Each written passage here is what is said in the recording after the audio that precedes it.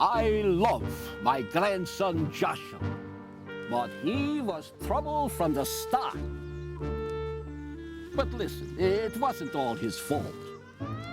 In fact, come to think about it, it really wasn't his fault at all. It was my daughter Rebecca's fault. It all started right down that street, right over there in 1969.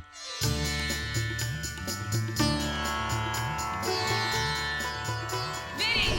Oh, carina! Oh, you're so big! Vinny! Oh, I'm coming! Sto venendo! Vinny, what the hell was that? Damn, I think I blew another tire.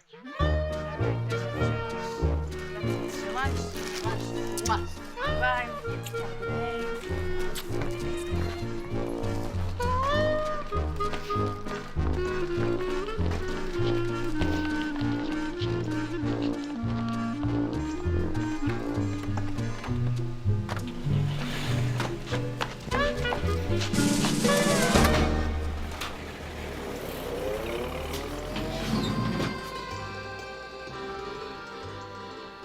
Coast is clear. You gotta go, baby. I gotta get ready for my next delivery.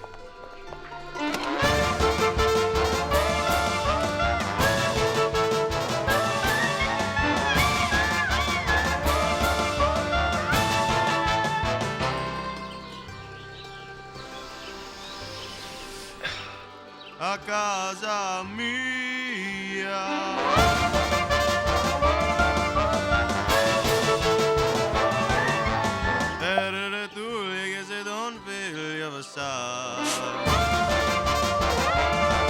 Come lo seccio Nina.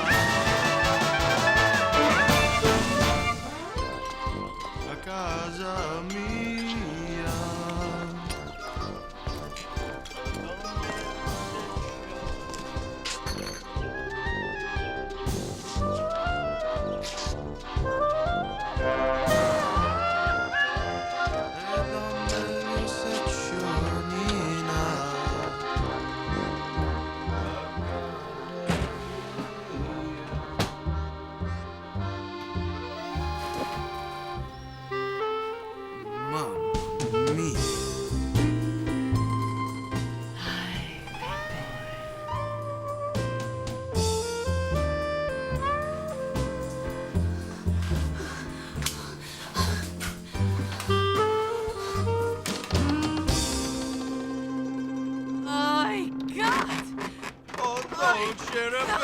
Come on, Selfmere.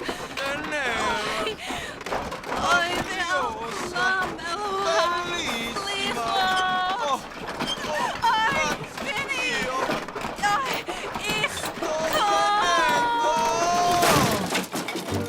When Joshua was a baby, his father was very proud of him.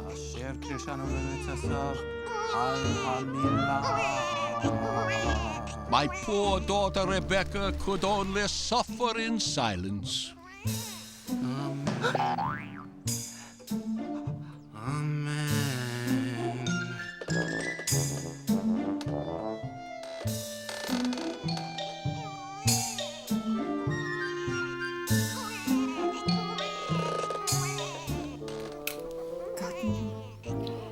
Joshua muss gekriegen das große Schmettel von deiner Menschen. Oi, wie ist mir? Do you think Rebecca's stubbing someone on the side?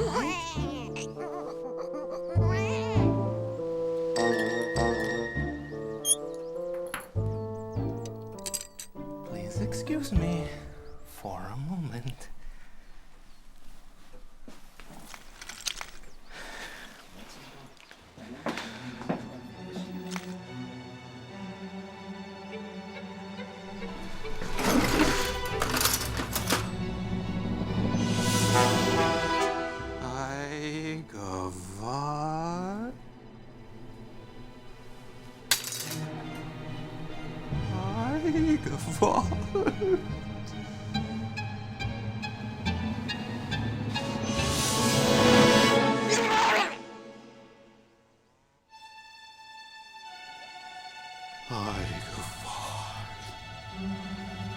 I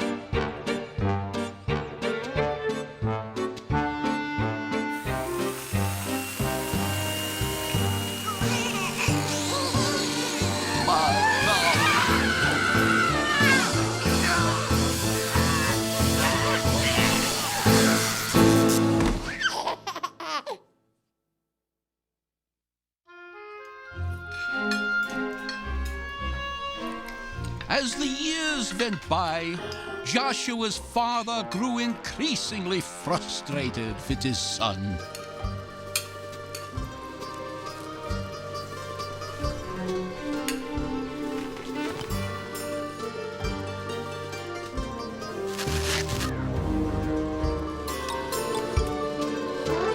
Joshua, how many times have I told you not to hold your knife and fork like that? My name's Joey, Papa. It's Joey.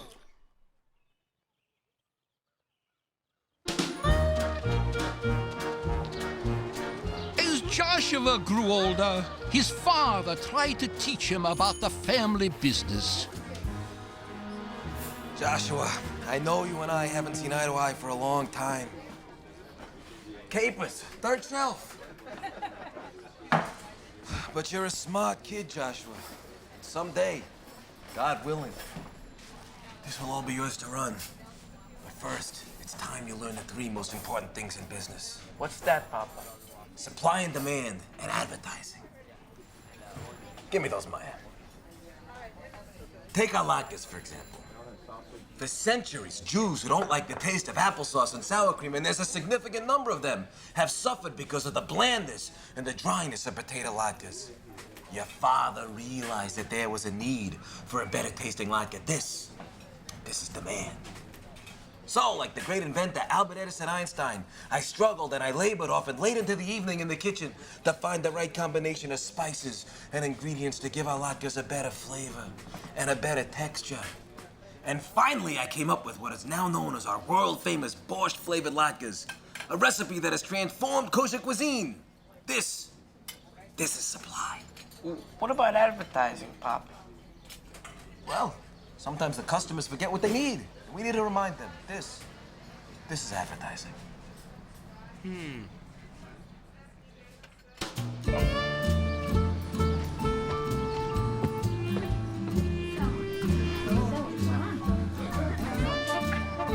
It wasn't long before Joshua realized here were all these kids in the neighborhood awash in bar mitzvah money. Whoa, look at all this money. Wow. A supply that he wanted a part of.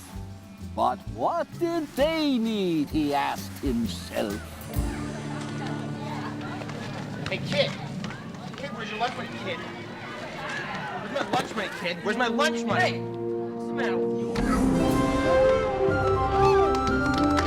Protection.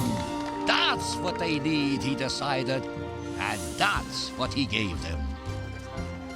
So Joshua started charging the Jewish kids $3 a week to keep the bullies away. Word gets out about Joshua, and all of a sudden, every kid who was getting picked on was paying Joshua for protection. Kids with emotional problems, kids with eating disorders and odor problems, the anally retentive, romantically fixated, those with wardrobe problems, and of course, the dimwits. In no time, he's got so much business he can't even handle it all himself. So, he's got to start hiring some of the bullies to help protect the kids that are getting picked on. Being such a good kid, Joshua even hired two of the kids that got picked on the most. Samuel Manischevitz, the smartest kid in the class, got to be his consigliere. Joey, this business has great potential. Like going into other schools. I calculated and I figured out that we can almost triple our income by year end. And Merton Minion, the most anal kid in the class, got to be his bookkeeper. Excuse me, Joey, but we're down at 75 cents short for the day. It's Steven Snodgrass again. By law, we're entitled to charge 1.5% interest per month on unpaid balances, which could mean $21 a year in additional revenues. After a while, Joshua's customer base began to dwindle. It turns out he had so many of the bullies working for him that there was no one left to pick on the kids anymore. That's when he remembered what his father taught him about business. Joshua finally realized that to keep the man strong, he just had to do a little advertising. So every once in a while, he had to stage a fake bullying incident, ending with him miraculously appearing to save the day. Get out of here, you. He even paid the kid being bullied to ensure the scam went down at the exact time when the largest number of kids were there to see it. In the end, Joshua was a hero. The bullies loved him because they got paid for doing practically nothing. The way Joshua saw it, he got to be the boss of the playground, and unlike before, no one even got hurt. The kids who got picked on were happy to pay, because no one beat them up anymore. Everything was going great for Joshua, until... You're in big trouble now, kid. Come with me.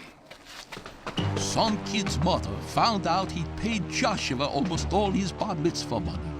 After she complained to the school, Joshua got expelled. Not to mention, he had to return all the money. You're out of here, kid, for the last time. Now go!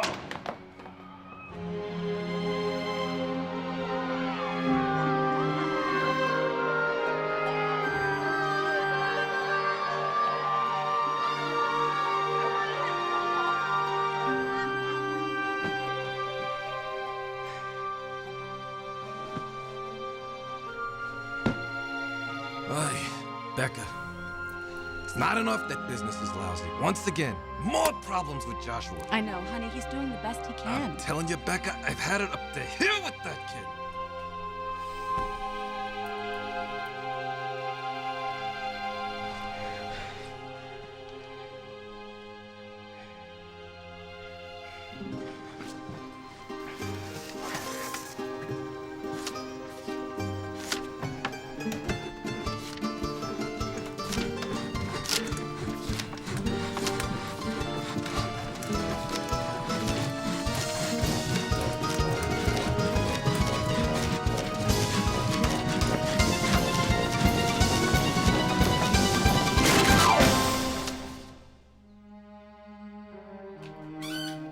Joshua.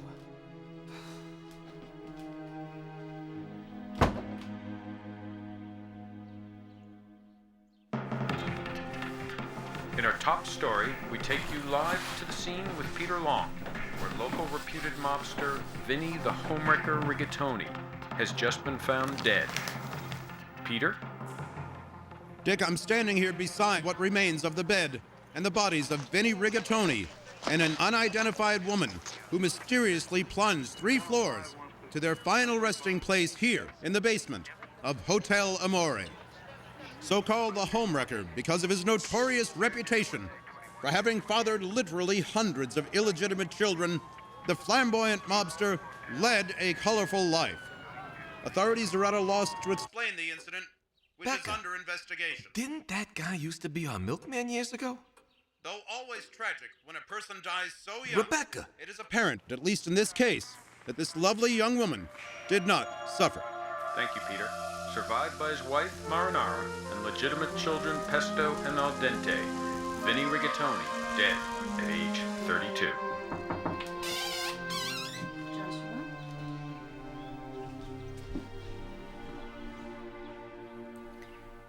I don't want you to go with Papa to shul this Shabbos. You and I have somewhere very important we have to go. Ma, on Shabbos? Where? You'll see.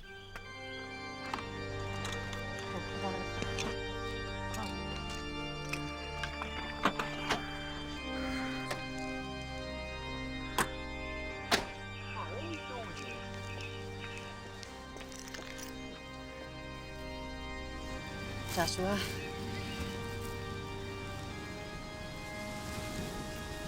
What I'm about to tell you, your father must never know. Sure, Ma, tell me. Around the time that you were born, your father and I were having marital problems. That's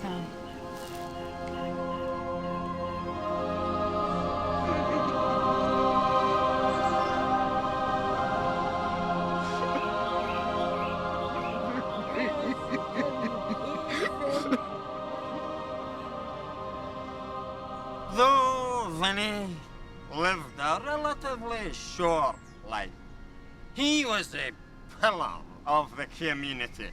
What? Vinny Rigatoni, my father? What? Vinny Rigatoni's my father? What? Vinny Rigatoni's my father? Vinny Rigatoni era Tosa. ¿Qué? ¿Vinny Rigatoni era mi padre? Dios mío. Bastard! Bastard! He was a man of mammoth proportions who never failed to rise to the occasion whenever anyone asked him for his help. Oh, Vinny wavered from the path of righteousness. He was deeply respected and universally loved. We all knew Vinny as the man with a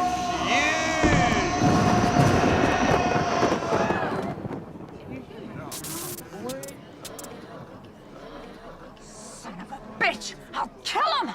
That bitch! I'll kill him! I don't care if he's dead! That son of a bitch! Bastard! Oh, I'll kill him!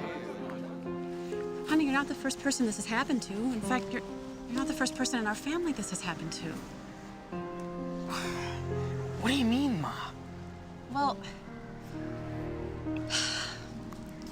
around the time that I was born, my mother, your grandmother, and Grandpa Moshe, well, they were having marital problems.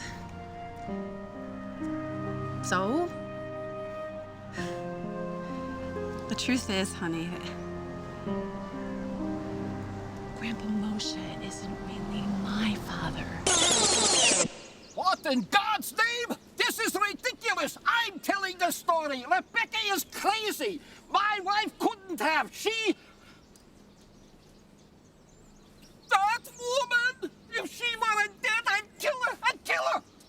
I don't care if she's dead. I'm going to dig her up, and then I'm going to cremate her in front of our whole family.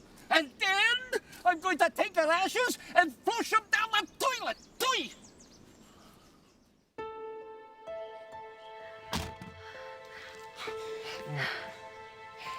I guess that's why I like spaghetti and meatballs so much. Huh, Ma? I think so. Ma, maybe this summer I could, work at the deli with Papa, you know? He would love that.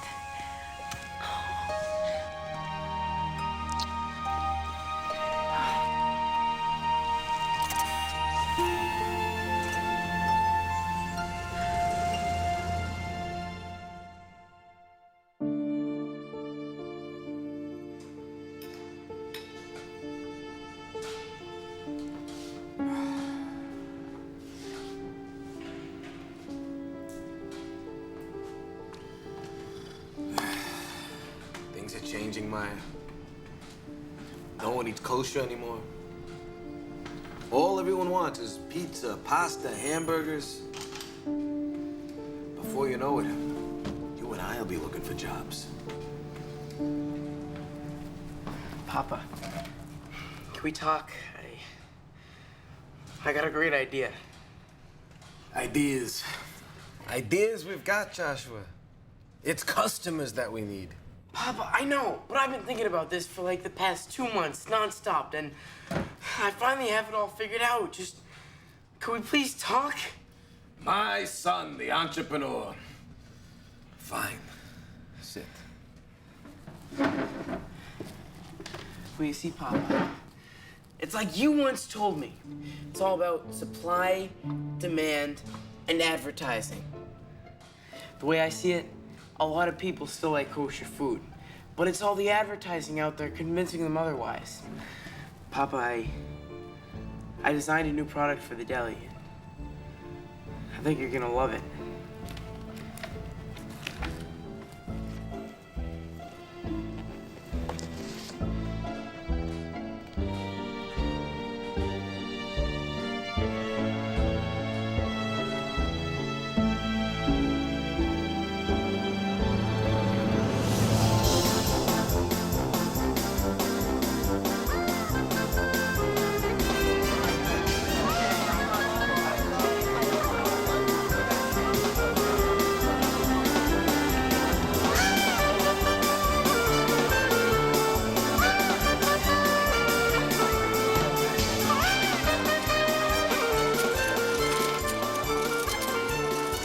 spaghetti and matzo balls. My son, the entrepreneur.